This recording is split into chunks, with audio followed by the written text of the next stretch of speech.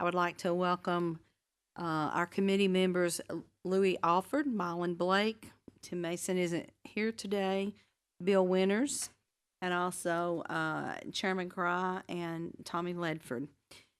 So our minutes say that we met the last time on May the 11th, 2022. If you remember, we also met in October and toured the Pie Center, but we did not have any official business, so we did not have any minutes from that meeting in October. So if you'll take a minute and look at the minutes, and then if I could get a motion to approve the minutes, we'll move forward.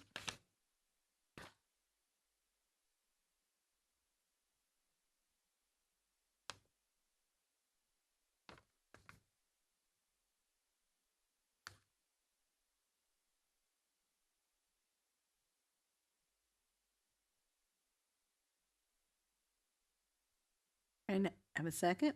All those in favor? Aye. Thank you. So we'll move on to our agenda items. And first on our agenda is item A, which is the third grade literacy policy. So Dr. Cash.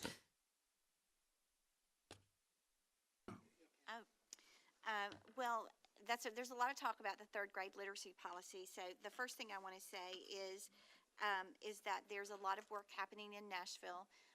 It appears that there may be a few changes, possibly, but not a lot. But basically, what it says is that if a student in third grade has not scored proficient on TCAP, that there are provisions that have to be put in place before they are promoted.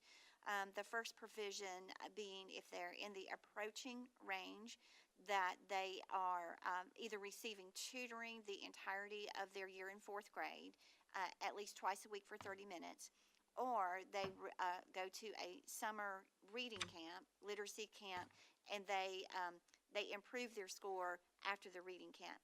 So it's not that it's an automatic retention. I think there's a misnomer out there with that. It's just there are things in place that the school system would do in order to shore those kids up. Kids that are in the below category actually have to do both. They have to attend summer camp and they have to have a tutor for the entire year. The newest waiver that is out is if a student scores above the 40th percentile on their last screener, then they also can be promoted. So they have added that, which we're greatly appreciative of. So it puts in supports all through the year and summer school. You also have to remember that in collaboration with that parent, and hoping that we get some assistance from home. And there will be some students that will be retained, and those conversations happen with the parent all along. The funding for the tutoring is, and I did clarify that this week, is outside of TISA. So the governor has allotted that money for the tutoring. He has also allotted the money in his budget to also focus on that K2, because that was our concern, that we needed to get them earlier. So there will be money for tutoring and summer camp for the K2 children as well, because we want to intervene as fast as we can, knowing that the more intervention they have, the sooner we can close that gap. As we look at our numbers, and you also have exemptions, and so we look at our exemptions, which are the ESL students who are no more than 2 years, students with special ed. We also have suspected learning disabilities that are in there.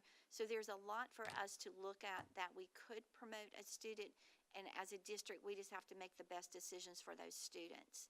And but that's really what the law says. It's not an automatic retention. It is, what are we going to do with this child to be sure that we're supporting them if we move them on. And is that your decision and your school principal's decision and the teacher's decision, or is it the state's decision? It is the state's decision if that triggers the interventions. So the state has said this is the line in the sand, but there's so many pieces in there that allow you to support that child if the district believes they need to move on. We put all these supports in place to support them so that they do not get further and further behind. So it's kind of a dual piece that's in there, that we know the child, but we don't have total autonomy to say they remain or go. And would the summer school be, the reading summer program be for this summer? Yes, this will be the third summer that we've actually implemented the reading program. Do you Yes, know ma'am. what schools you're gonna use yet? We have looked, we want one on the north end and one on the south end. Waterville, of course, is a great one, and then we've used North Lee, and then we've also used Hopewell.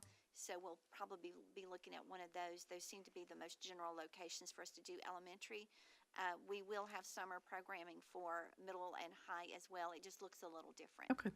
All right. Are there other questions for Dr. Cash? For your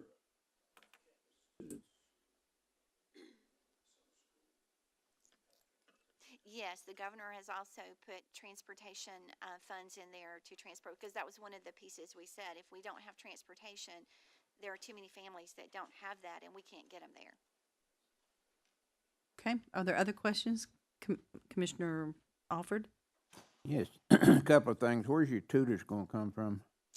Well, we have tutors in place right now, so there are multiple layers of tutoring. We are actually using current teachers because they're paid above their pay. They're paid for the tutors. We have a lot that took us up on that, but you can also use community tutors if they're trained, and so that would be, I think, the Boys and Girls Club is going to be a part of that, as well as a possibility with the YMCA. But most of it is with our own teachers. Is the program, if a parent doesn't want a third grader per se involved in your tutoring program, is there any fallback for them? No, sir. If they do not, if they were not proficient and they did not fall in that 40 percentile, they would have to be retained if they did not accept the tutoring. You're welcome. Any other questions? one other. Sure. Have parents pretty much understood that this is not everybody, all third graders that will fail? That's pretty good. They're We pretty are well up current- to speed. We are currently having those parent meetings, and we have brochures for our parents. We have all the information that they will receive, because I think there's a lot of information out there that is being misinterpreted. But at the same time, I will say, and I've been very vocal about it, that I believe that decision needs to be a local decision with teacher input and knowing who the child is and what their background is. But we also appreciate those supports in place so we can support those kids. Okay. All right. Thank you, Dr. Cash. You're welcome. Item B, Pie Center update. And I'd like for us to talk about the completion, rental occupancy, and the student enrollment. So, Madam Chair, if we could recognize Kyle Of Page, course. please. Kyle? Thank you. It's been a while since we've been here, so it's exciting to start seeing things coming to fruition. The support of the leadership of this community has just been an awesome blessing. So we have a few photos regarding kind of completion of PIE, so you can begin to see how those look. Remember the purpose for the community. We want to get the high school programming in an off-site location with business, industry, community to provide all the learning opportunities and really begin to get those junior and senior level students as well as adults that companies are bringing in there now. Job training, real work application, stuff that they can walk out the door with and attain and keep and retain job opportunities. So I like to always keep the purpose at the forefront as we launch into. Ms. Moultrie? So that's some of the finished space. To your left, you see the main entry of the PIE Center. I think many of you have been there. Recognition of our founding fathers of our community, and then transitioning into the future of training. To your right, you see the Chem Tech Lab that is now being utilized by both our high schoolers as well as Cleveland State programming and dual enrollment programming. Those are going on as we speak in that location today. Main entryways and different just completion project finishings. So to get to the conversation points, Ms. Slater, that you had, occupancy, we're about 95% occupied now. We have 8 spaces left that still are remaining vacant. That is of 274,000 square feet. The remaining occupancy total comes to about 12,000 square feet in total out of the 274. So those are 8 spaces divided up in smaller business-type slots, but they are beginning to take note. I'll also say that there's some other build-outs that have just kicked off. Just Love Coffee has now started their build-out on the corner. Southern Heritage Bank is wrapping up their build-out, and I think they have a grand opening scheduled for, I don't want to misquote this because I'm not them, but just talking to their contractor on site, and I think mid-March to early April, they're looking for their grand opening to happen. Mint Condition has completed their build-out. Center for Sports Medicine, obviously, has finished their build-out. School system areas have finished our build-out pretty much. We've got punch list things that we're still handling on site, but we're beginning to bring it in for a landing, if that makes sense. So I think that's the end slide for, we've got a couple more. That's the Pie on the Go STEM bus, and that was through a grant that was written. You're beginning to see that come alive, and through Dr. Cash's work with the team, with Arlette and Brittany, really beginning to get this bus out into our elementary schools so that they can get exposure. It's kind of an in-house field trip, really getting exposure to the Pie Center, to the different career tracks that are there, and the different opportunities that are there. Next slide. Welding program is up and running. The awesome S&K Foods announcement. We had welders working in the background in classes as that announcement was made. It's going very well, and enrollment is moving forward with there as well. And I'll talk to the enrollment numbers here shortly. You see, you're fine. Also the health sciences, as well as the AVL studio. All those things are taking shape. We've got a few things with the AVL studio that we've got punch list items, but they're beginning to move equipment in and starting to do things out of that operation. Health sciences are already in and doing classes. Those are all dual enrollment classes with Cleveland State as well. To your left, you will see the mechatronics lab. To the middle, you'll see the machining lab, and the cafe to your right. Mechatronics lab, it looks different from that picture. We've been moving in a lot of equipment, actually unloaded CMM machine yesterday, and those things are getting operational. Machining lab is pretty much operational. We're finishing up some electrical work that had to be completed for a few machines, but that stuff is beginning to come in for a landing. And then cafe is already open for business.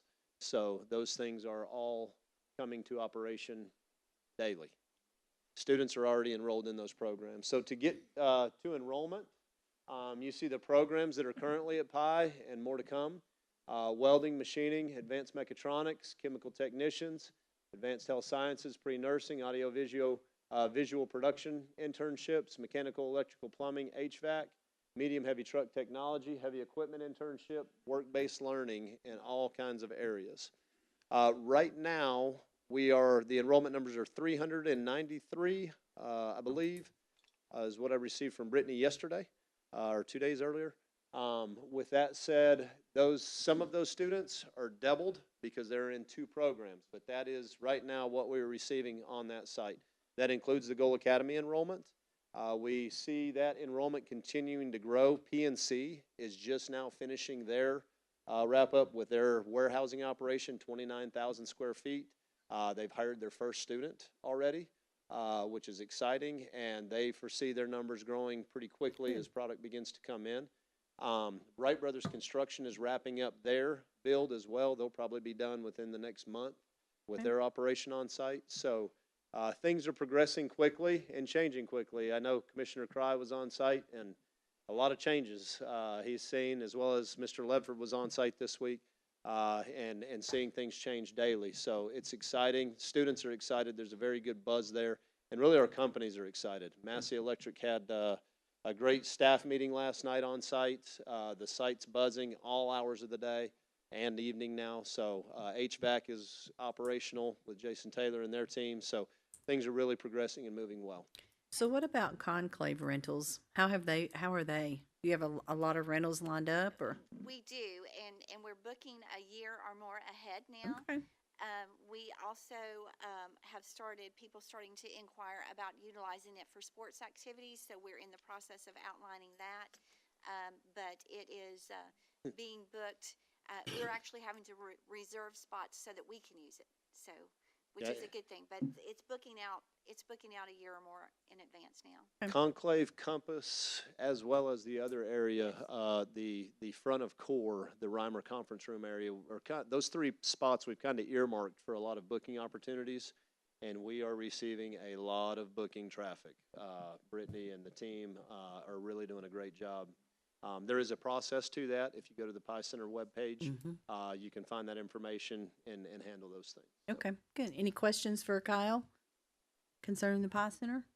If you go back one, Lord, I just want to point out that all of those are either with dual enrolled with Cleveland State or TCAT Athens. The plumbing is looking like it will come on fall of this coming year. It's not in operation right now, but it is headed in that direction. Okay, good. Commissioner Blake? Hey, Mr. Chair, real quick, Polk County and McMinn were always part of the conversation. Fall of 23. Fall of 23. It's actually Megs and Polk on the initial. Oh, is it not me? Okay, I Yeah, apologize. Megs and Polk on the initial, and then as growth is needed, we will continue to reach out. Madam Chairman. Commissioner Winters? Thank you. It's a great building. You've done a super job, and I know you're the visionary with Dr. Cash, and congratulations to you. You got to be proud, and you do, the whole team. Just the operational, just walking through there, bringing in McMinn and Well, Meg, Megs and Megs Polk. and Polk, I was wrong. and our students. The management and movement and flow, I know you all have looked at all of that.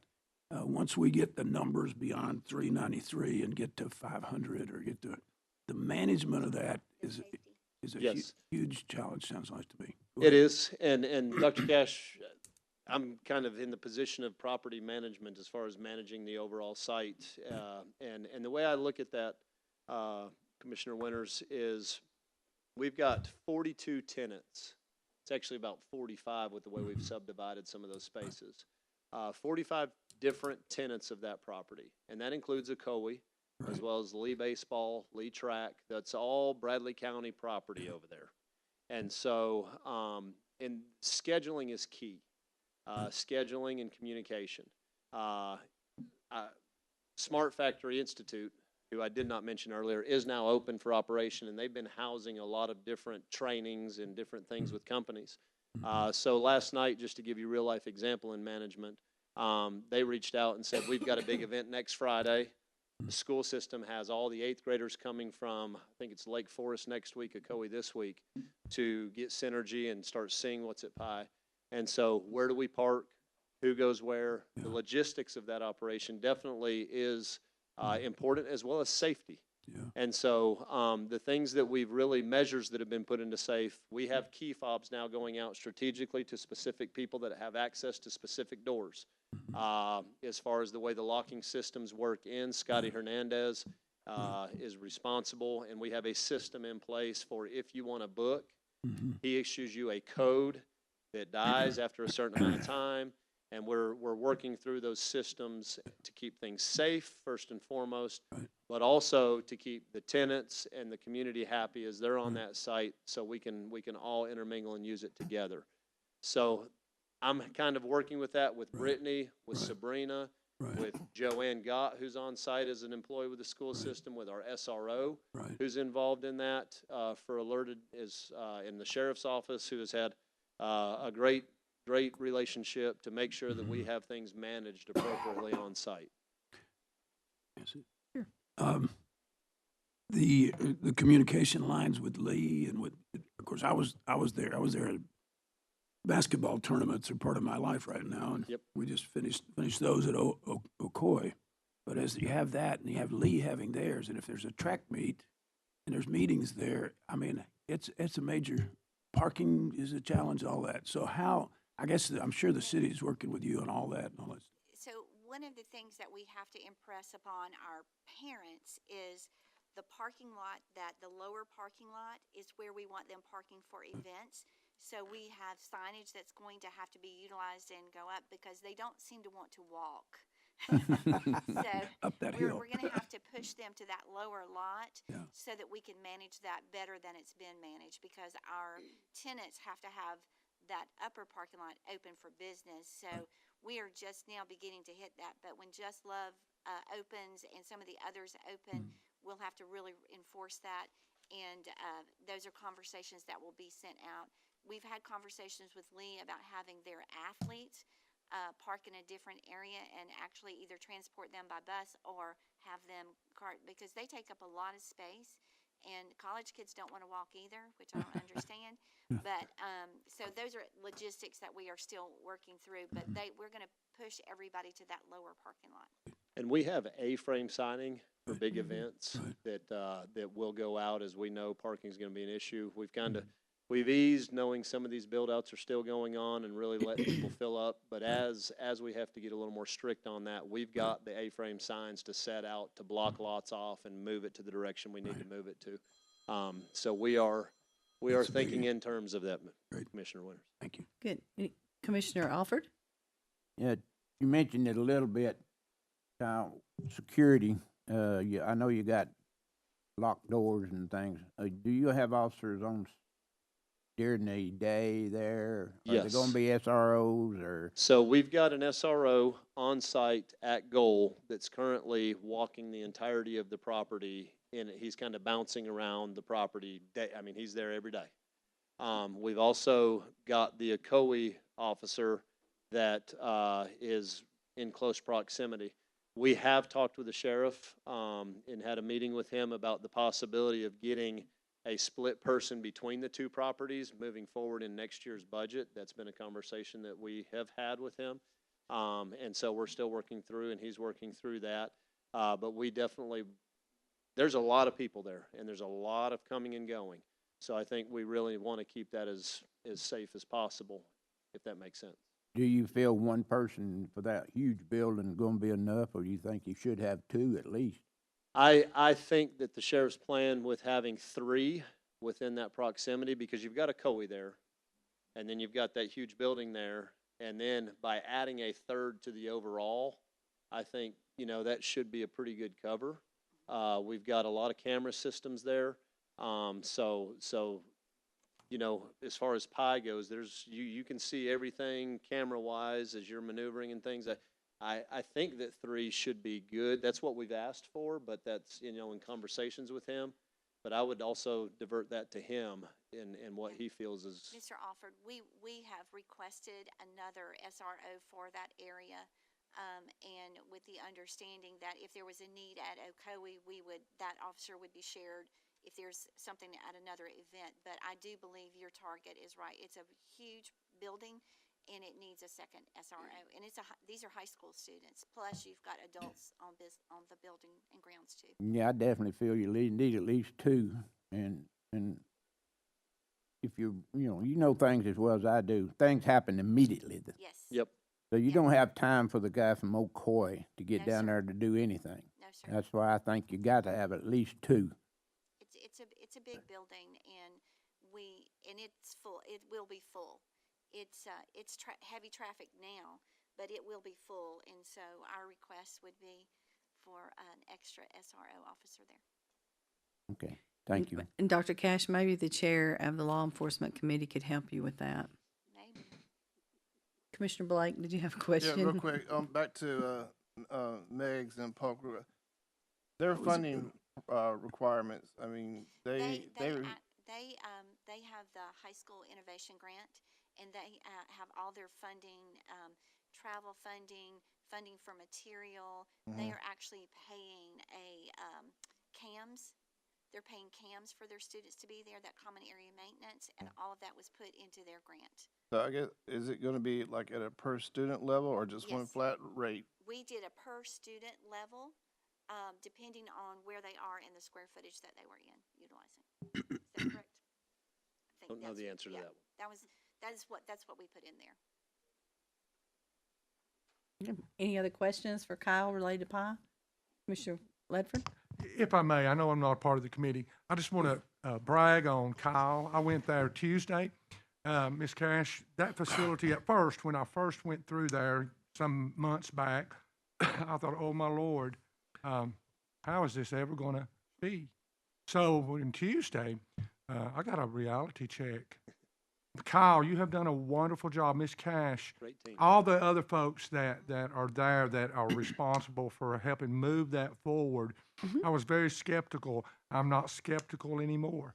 I'm fully supportive of this Pie Center because I think it's going to be a great asset to Bradley County and surrounding areas that will bring in Athens and Polk County, especially Polk County, and those folks for training for industrial jobs that I'm a county boy. I was born in this county, born over in the old field, which now they call City Fields. Went to Blythe Avenue School, city school system from kindergarten to sixth grade at the old Blythe Avenue School.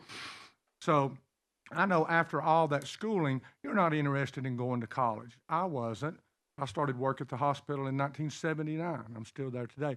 But that will give the incentive or for the older folks, maybe even real older folks, 50s and 60s, that say, hey, I'm fixing to retire. I put in all this time. I just want to do something. I want to weld. I want to do whatever. So this just opens the door. Yes, sir. Me and Kyle talked about, as I went to high school at Cleveland, I went 2 years at Cleveland, and we had industrial arts, Mr.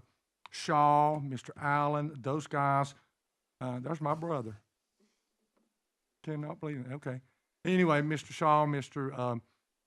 Allen was industrial arts there. My brother went to Cleveland High School also. He went there in, I think he graduated in 79. And he was, I don't think he went to any industrial arts, but he did go to school afterwards. He went to Cleveland State, got him an associate's degree, and went on. He's been at Cleveland Utilities. I think he's fixing to retire soon, pretty soon. He's wearing out. He's had to have total knee surgery done, and so he's kind of slow and decrepit, but he's still my brother. And but anyway, I just appreciate everything that the Pie Center means to Bradley County. I think, like the governor said, that's going to be a great model for the United States. So that's great. And Sean, Kyle, I just thank you one more time for everything you've done, Miss Thank Cash, you. for everything you've done. Thank y'all. Yeah, and just a quick follow-up to Mr. Ledford, with having faith, I want to say that our school board, as well as this county commission, had a lot of faith in us and backed us when times were rough and people had doubts. So we also appreciate them because that was, without that support, we wouldn't be here today. Right. Commissioner Winters, I think I had one more question. Sorry to keep hammering a few of these. We've established a pathway for paramedics here, where we've found people that are working within our department, want to move forward, and been able to work with Cleveland State on that. As we've looked at that, there's a growing need for EMS. There's a growing need in fire, obviously law. Is there a way to look at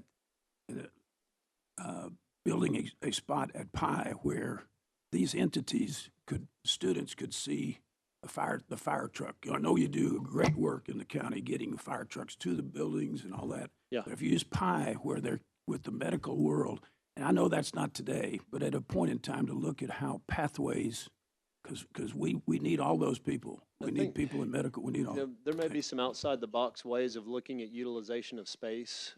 With the diesel mechanics bay that we have there, that's a very large opening. Possibly getting some of the trucks and exposure in there. And maybe some summer off hours or some other times when diesel, mechanics training is not going on.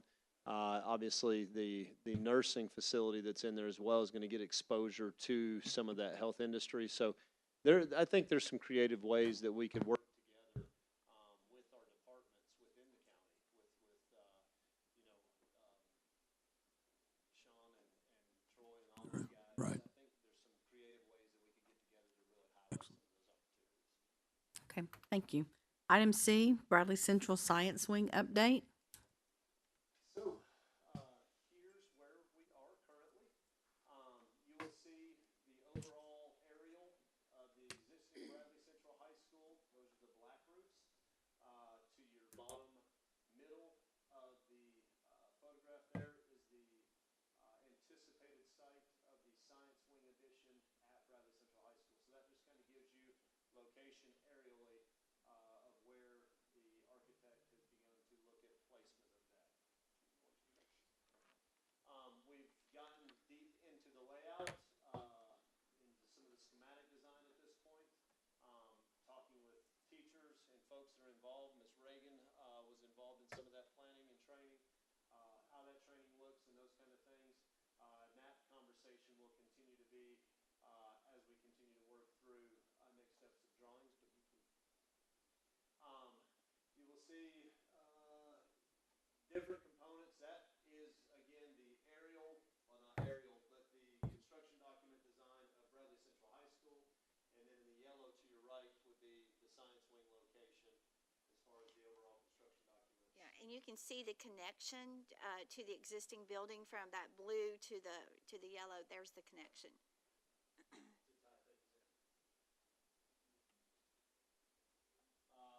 Fire safety, life safety, kinds of how things would spill out of the building and how things can move into the building as far as traffic flow. These are beginning to actually label classrooms. So you've got classrooms, lab, shared area, classroom on the bottom, restroom storage, classroom lab, classroom lab, classroom lab, and egress.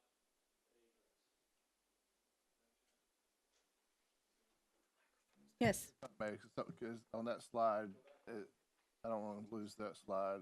Or those are classrooms right there? I apologize, I'm having a hard time. Okay. Kyle, my question is simple. This is supposed to be part of a federal grant for, help me, the SAFE, Safe. right? Where's that at gonna be in here? Am not sure. I think they have to be internal, but with the grant, it is, it has to have all those reinforced walls and all of that. So when the architect was working, he has designed where those go. And Josh, you may remember, I know he told us, I'm just not 100% sure which one of those are labeled. Is it that, I think it's out to it's gonna be more internal than external on the back side, right? It's the classrooms, not the Well, labs. let me make the question a little bit more abstract. Yeah. This is all being designed with that in mind, Yes. that has to be a part of it. Okay. Yes. Yeah, and I can tell you that the grant has been applied for. Yes. The federal government did not give us turnaround timelines. So we are hoping that we have some information by fall. It would be great if we had it for the summer, but they could also wait until the beginning of 24. So until we know whether they're funding and how much they're funding.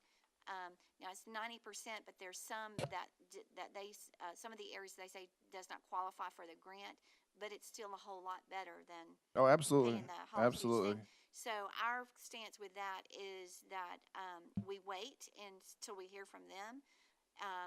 The mayor and Troy all feel like we've got a very high level chance of it being approved because we've got one on the north and not the south. And then we've had tornadoes on the south and we have none of those shelters. So we feel really good about it. The architect feels good about it. So everything that was designed with that in mind. He won't get into the construction documents though until we get that grant, because if we don't get the grant, we would not build the thickness and everything of the walls, which would drive the price down a little bit. Is it fair to say that even if the feds don't do their award till January or the spring, hopefully it doesn't go that far, we're still ahead of schedule of what we Yes. originally wanted, Yes. right? Yes, because we went ahead and did the drawing, so we're in a much better place than we Thank were. Okay. Any other questions related to, Kyle, do you have some more to show or? There's a couple more slides. Okay. I also want you guys to understand other things that have already gone on. There's already been some due diligence on site, so the topo has already been done, which has assisted in all this. We've also already done borings for that location, so borings are out of the way, topo's out of the way, and Cope, the architect, really has got what he needs until we know where additional monies are coming from. Any other questions related to the science wing? Commissioner Alford? I'm glad to hear you say you've already done the borings and everything, because if I remember right, we did have a little failure of ground, Yes. on the In old that science location. wing side, and that's been fixed, I hope, or Correct. because the ground was settling or whatever. Yes. So we feel comfortable with the engineering that's ground boring and all that's, So Cope has been given the report from Geo in those borings, and so they are designing such to understand what that dirt is and what needs to happen in that dirt. So that is in the design to make sure we address any failures of dirt that could be there. So we're knowing that on the front end from the geo side of things, what we've got to do to mitigate if we run into those things on the front end. Well, good. And second question, I guess, to Ms. Cash is, if we get this new science wing and the classrooms, what are you gonna do with the old D building classrooms? The old science building, or the old science classes where they are? They will still utilize it for different places. So even though we've got that capacity now, we're also moving a lot of the math over there, so that mid-range will still be used for science. You're welcome. Any other questions about the science wing? Okay. Item D, the district capacity study. Yes, the capacity study has started, and I will just tell you the process that happens. The process is that the architect gets the layouts of all the schools, which Chuck McKay has provided for him. He begins to then contact all the principals to go and look at programming to see what they're using it for on site, what the programmer requires, and then once he has met with all of them, he will give the school board and the commission a report on where you can expand and what you can expand. Everything from if you add on here, you're going to need to enlarge your gym, so you'll have a full scope. He says that the initial program and being the comparatives is what takes time. Finding out what's actually in the schools currently and what those classrooms are used for. It's not just necessarily the number of classrooms, it's what they're being used for that he has to account for, because even though it may say you've got 6, but if one of them is used for interventions and instruction, it's being utilized, so it's not really an open classroom. So he'll do that whole comparative study, and it is in process now. I know that he's already been to Black Fox and started contacting principals to do that walkthrough and that work. And I also think he will reach out to both the planning commissions to find out where the growth is, where are we seeing it, what's planned. And I think the plan is, once we have that information, we will reconvene the ad hoc population committee to look at what some options we might need to recommend. Yes. Okay. Any questions related to the district capacity study that's begun? Okay. Item 5, other business. Anyone have any other business they'd like to discuss related to education or the school system? Dr. Cash, you have anything else you want to share? I noticed- can't believe Mylan doesn't have anything. Just listen. Go ahead, Doctor. I know what he's going to say too. Throw something at you, so. You didn't know what I was gonna No, say. we know what I you're know gonna the say. board the other night talked about capital projects I and didn't so know forth. that's what you were going to say. Did you give an update on what projects y'all talked about? With the current projects that were listed, what we did with the projects that were already from the original capital outlay that they requested from this year, this 22-23 school year. So it's finishing out those because we had the money there to try to finish as many as we can. They are now doing their current ones for the 23-24. They're working on those now. So. Do you have any idea how many of those might be available? For the next year, Mm-hmm. they have not turned those in yet. When is that gonna be? They are due I think next week. I think they're due, but they'll be a conglomerate. Then we'll put them together for the board, and then when the board reviews them, then we release them. Thank you. You're welcome. Yeah. Commissioner Winters? With this process that we're looking at for the future, with these growth in my district, 7th district, going out toward the 1st district, there's all these subdivisions that are being so extravagantly expanded, large, not the individual housing, but the townhomes and all that stuff. I guess part of that analysis is looking at how many people are going to be needing to be transported to X school Yes. Because we got more than buildings to do. The buildings, now there's so much growth in some of these areas. Free Will Road in itself, looking up and down that, and then coming on 60 Highway with what's happening just on the drive just close to my neighborhood. There's potential of 300 cars coming through that as soon as people fill those up. So I guess we're looking at all of that in this process. Well, I don't think that, that scope of work is in what we've told the architect to do now. He's strictly looking at the schools and Right. what our capacity is to build onto those schools or where we are. He's not looking at the traffic. He is looking at what's going to feed those schools so that we can make recommendations from there. We'll be looking at the locations. Yes, So sir. let's go. Any other questions? Okay, thank you very much. We are adjourned. Thank you.